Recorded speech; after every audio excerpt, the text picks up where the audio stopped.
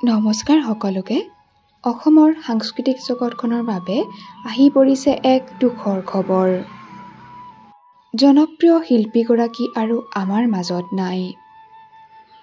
অতি সোনকালেই আমাৰ মাজৰ পৰা চিৰবিদায় মাগিলে জনপ্ৰিয় কণ্ঠশিল্পীগৰাকীয়ে।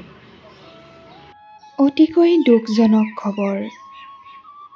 বিশিষ্ট কণ্ঠশিল্পী হীৰা দাস বাইদেউ আমাৰ মাজত নাই। বিশিষ্ট শিল্পী জে.পি. দাসৰ পত্নী হীৰা দাস বাইদেউ এই পৃথিৱীৰ পৰা বিদায় মাগিলে। গুৱাহাটীৰ এখন হাস্পতালত দেহাৱসান ঘটে বিশিষ্ট কণ্ঠশিল্পীগৰাকীৰ। সুকণ্ঠী গায়িকা হীৰা দাসৰ মৃত্যুৰ খবৰে বৰ্তমান শোকত ভাগি পেলাইছে সকলোকে। সাংস্কৃতিক জগতখনৰ বাবে ই এক বিৰল ক্ষতি।